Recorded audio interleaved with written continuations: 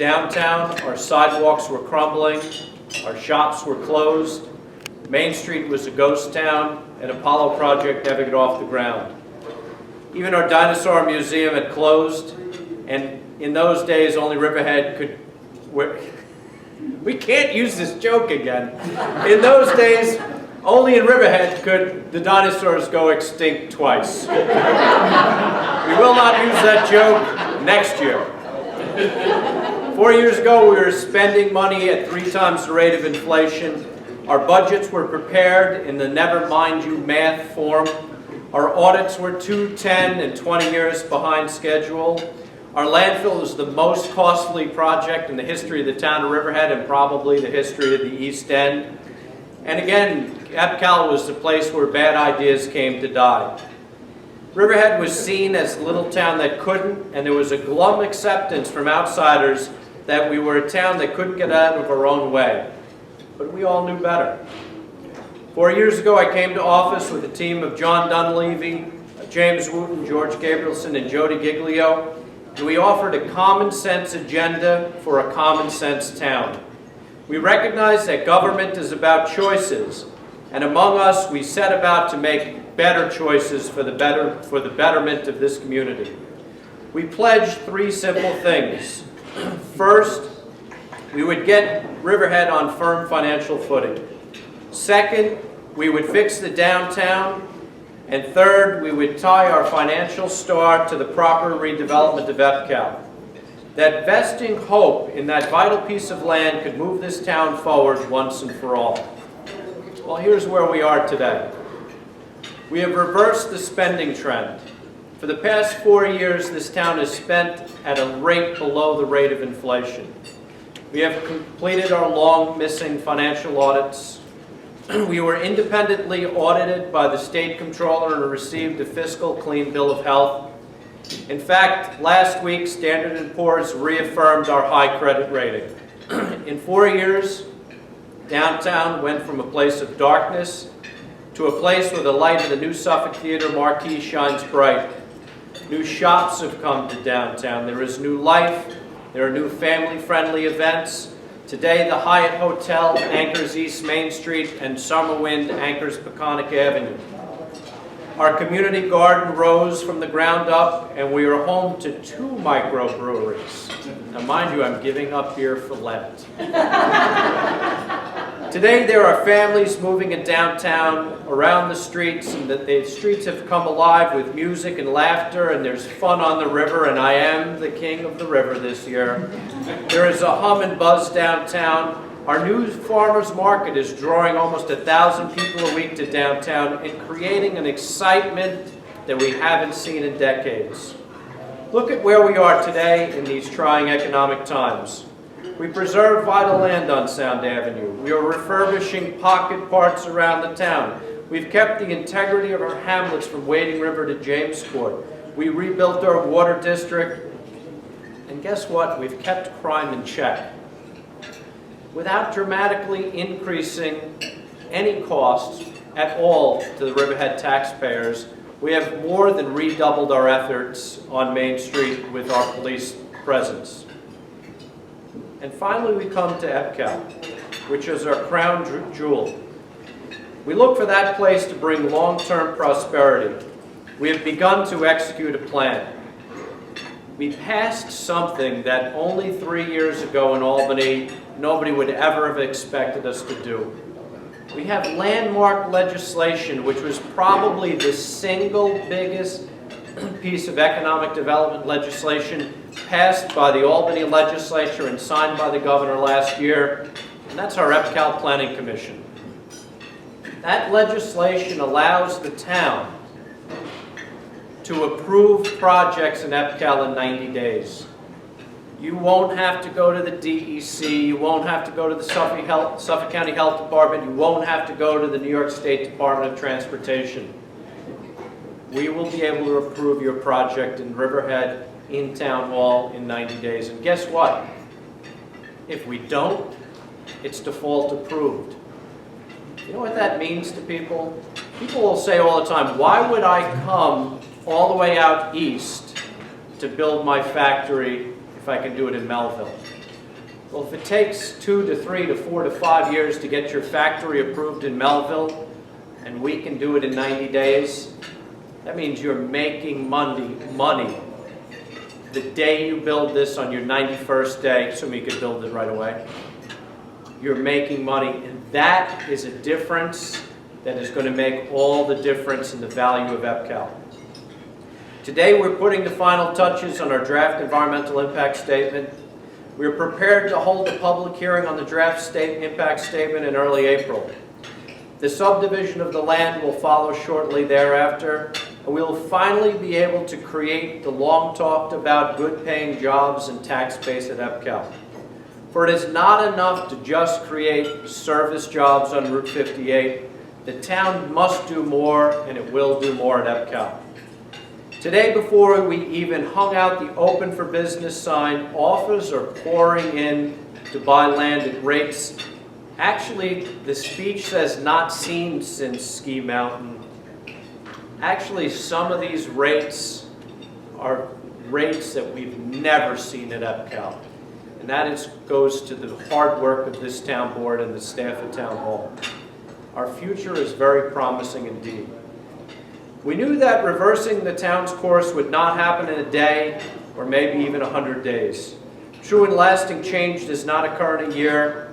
Sometimes it doesn't occur in 4 years.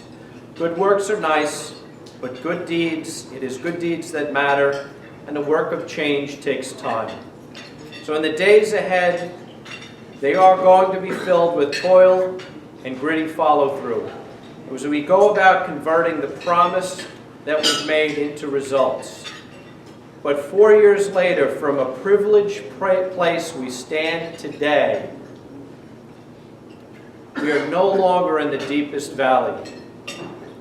The people of this town have risen up to meet the challenges of the past, the present, and we will do so in the future. I'm reminded of Matthew 5. You are the salt of the earth. But if the salt loses its saltiness, how can it be made salty again? It is no longer good for anything except to be thrown out and trampled by men. You are the light of the world. A city on a hill cannot be hidden. Neither do people light a lamp and put it under a bowl. Instead, they put it on a stand, and it gives light to everybody in the house. In the same way, you let your light shine before men, and they may see your good deeds and praise your Father in heaven. Riverhead is that city on the hill. It cannot be hidden. Its light shines strongly. There is no place that I go in this county or on this island where from supervisors to neighboring residents don't come to me and say, what is going on in that town? You guys are exploding. Riverhead has miles to go before we sleep, and there is much hard work ahead. Tonight I can tell you the state of the town is good and getting better. Riverhead is on the march and destined for a bright future. Belief in the future is a story. Belief in a better future is the story of America, and it's the story of this town. Since our founding, Riverhead has been a town of hardworking people, the salt of the earth. They have a reverence for God, for family. They preserve and protect the land and the water, from the farmers to the fishermen. Ours is a close-knit community. We are people who care about each other. We actually know each other's names. Riverhead is a town that gives of itself and is at the best when we come together to help one another in our town. In Riverhead, we are a diverse community. We don't hide that diversity. We celebrate it. Ours is a town of many heritages and ethnic groups. Ours is a town of young and old, longtime residents and new arrivals. In Riverhead, we know our uniqueness is exciting, and it is not something to fear. It is that variety that makes us come together around a common purpose. We are the light, and we are not afraid to show our good works. We love, we feel for Riverhead and for each other, and through that faith, we know that Riverhead has yet to see the best. Here in Riverhead, we certainly appreciate the positive examples of successful towns.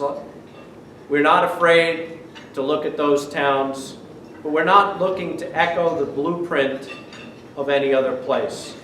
We're not trying to be New York City. We're not trying to be Southampton.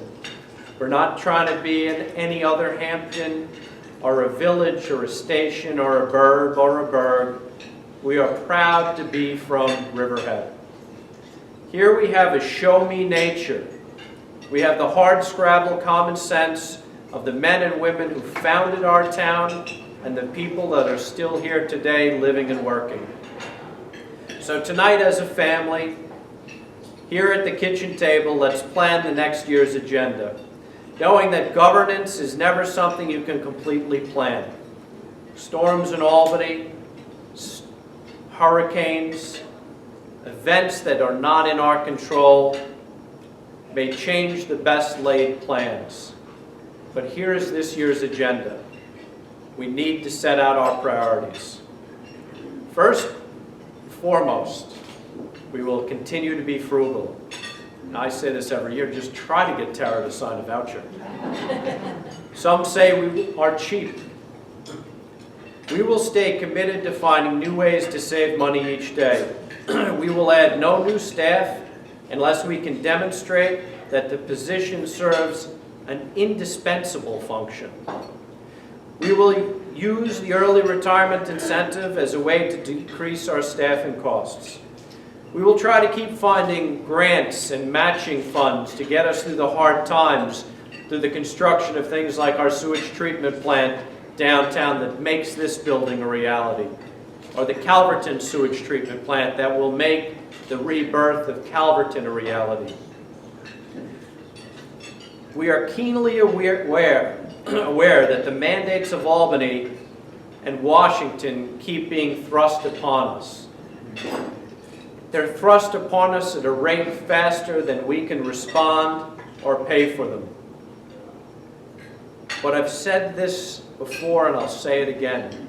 We've made some very deep cuts to this town. We cannot save our way to prosperity.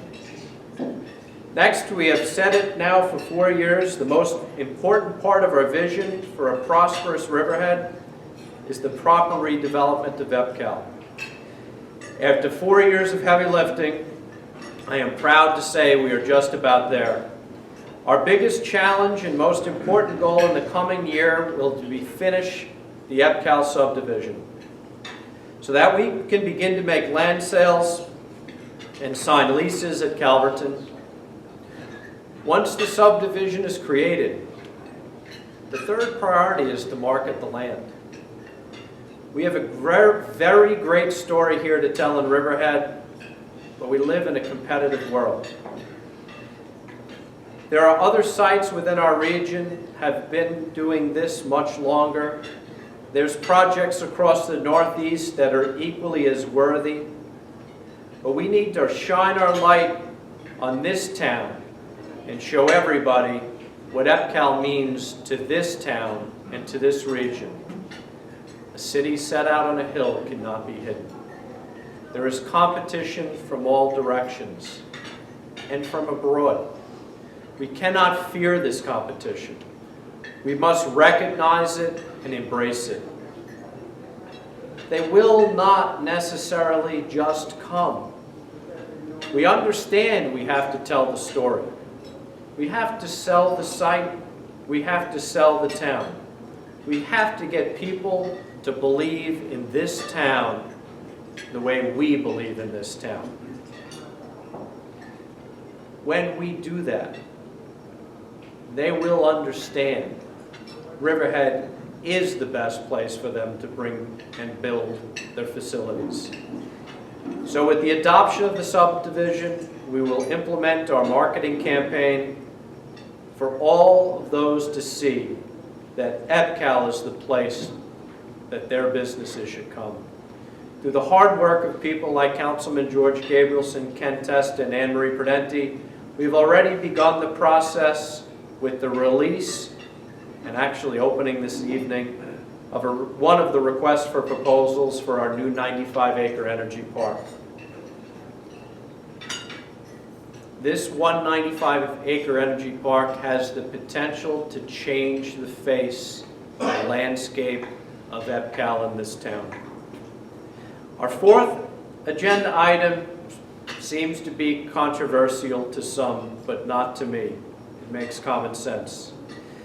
This year, we as a town board will seek to put in place a line of credit secured against our land holdings at EPCAL.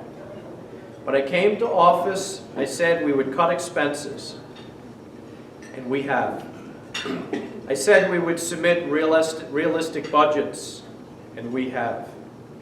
But from day one, I have clanged the warning bell that we have been living off budget surpluses for too long. I have said repeatedly that due to our landfill debt, the only way our town government has been able to function is by drawing down on its reserves. I've talked openly about the structural deficit, which now exceeds $4 million. The only way out is to grow and produce our way out of this problem. I have said that one day we must pay the piper, and he is calling. The good news in the gloom is that while Riverhead is cash poor, we are land rich. We don't have the big bank account that Southampton has. We have big assets, and for the good of the time, it is time to activate those assets. The proper use of credit has built this country. The railroads, the highways of America were built on the prudent use of future dollars. The great infrastructure of this great nation was paved by the promise of a bright future. Few of us could afford the homes we live in or drive the vehicles we take to the job that pays our bills without credit. For most of us, the education of our children, the planning for our retirement, and all the tomorrows thereafter are built on a solid financial foundation with the use of credit. The town board will seek out a line of credit against the holdings at EPCAL to cushion against what otherwise would be a 16% tax increase. This is not a step I take lightly. We understand the significance of doing this. But with land sales and leases so close in EPCAL, with the knowledge that our downtown is on the rise, with $1.2 million of new revenue about to come online just on Route 58 alone, with our ability to act frugally at Town Hall, we do not think it would be prudent to ask anybody to dig deeper into their pockets. I could not, in good conscience, deliver a 16% tax increase, knowing that we are sitting on a $100 million asset. So this year, we will seek this line of credit as a cushion against very temporary rough times. It is my sincere belief that we will not even draw down this line of credit. But as the supervisor of this town, I have an obligation to pay our bills when they become due. The town board has an obligation to do the same. And we will never default. We will do what it takes to bring EPCAL out on the other end so that that future that bright future will be realized. And finally, our year's agenda calls for us to continue our march downtown. As one can plainly see, you only have to look around this building. Even in a difficult economy, the downtown is on the move. We are not ready to announce plans today, but there are actions being taken right now behind the scenes to fill the remaining vacancies downtown. And we believe those actions are going to bear fruit. It is clear that we are on the right course on Main Street. A few weeks ago, downtown became the home to a new farmer's market. A group of vendors were housed in Sag Harbor, and they needed a home. With the help of Holly Browder and Christine Kempner, we acted fast and we attracted them. Now, mind you, they almost gave me a heart attack, but we did it. There were many places they could go, and to be honest, I'm not sure Riverhead was first on the list, but we went to work. Empty buildings we have, so the call went out to convert one of our long-shuttered storefronts to a market. It didn't have heat. I'm not so sure it does today. It didn't even have water. It needed paint and posters and signs and care. So people like Ray Pickersgill and Jack Wade went to work with that can-do attitude. Never take no for an answer attitude. And they worked long hours, and they got the building into shape. Now, no one knew about this market. It was just an idea. We had to tell the story with some publicity and ads and columns and Facebook. And by breathless excitement and word of mouth, the message went out. The market was coming. And one Saturday, we all waited to see, since we built it, would they come? That's right, they're coming. Thanks, Ray. Well, before the key went in the door, and I'm not sure the lock worked, they were lined up 3 deep, peering in the windows and waiting for that lock to click open. They jammed the streets, they parked across the town, they trudged through snow, they came with baby carriages and dogs and every other sort of shopping implement they could find. They swept through the market, they cleaned off the shelves, they marched through downtown. Neighbors said hello to neighbors, they visited the shops, they ate at the Riverhead Grill. They laughed and they stayed and they lingered.